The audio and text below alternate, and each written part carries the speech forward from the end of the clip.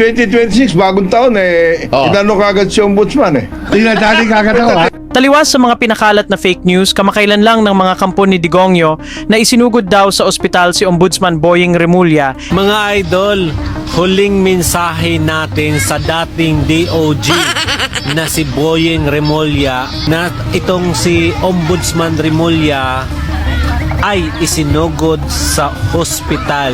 Eto na ang proof of life ni Boying.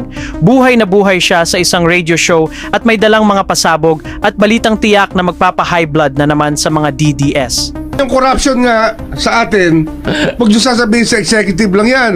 O legislative. Matindi ho yung judiciary. Matindi ho yan. Nakakakwit Panoorin nyo po lahat ng judges. Panoorin nyo sa Kailangan may paliwanag din yun. justices. Panoorin Kasi natin. Unang binanata ni Remulla ang hudikatura at ang umano'y malalang korupsyon dito, lalo na noong panahon ni Digongyo. Paano ba naman 12 out of 15 sitting justices ay mga appointee ni Digongyo? Matatanda ang noong panahon ni Duterte ay lumaya ang mga plunderer ng bayan gaya ni Gloria Arroyo, Jinggoy Estrada, Bong Revilla at iba pa. Kasama rin dito si Joel Villanueva na iniligtas ni former DDS Ombudsman Samuel Martires. Yung pitap, huling-huli yun. Yung bitap, huling-huli. Huling-huli yun, ha? Huwag mo sasabihin na mali yung ombudsman sa ebidensya. Yes. Kompleto ebidensya lahat yan. Sino yung mastermind ng liquid fertilizer doon? Si Jok Jok Bulante. Hindi naman ako convict. Ang nakakatawa nun, yung Sa Makati. Digan Bayan, ang galing din mag-acquit. Oo. No? Ba? Sa Lahat ng Makati. dahilan para mag-acquit, meron ng Meron sa Digan sila. Bayan.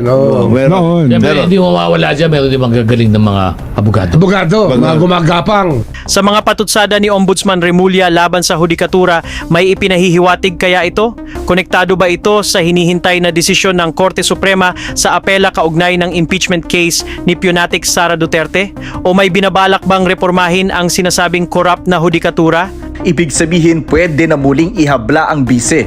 Bagay na pinag-aandaan na ng ilang grupo at individual ayon sa Makabayan Block sa Kamara. Pero maghihintay muna sila hanggang Pebrero kung maglalabas na ng desisyon ng Korte Suprema sa apela noon ng mga complainant na baligtarin ang unang desisyon ng mga maestrado na nagsabing walang bisa at labag sa konstitusyon ng impeachment complaint noon laban sa bise.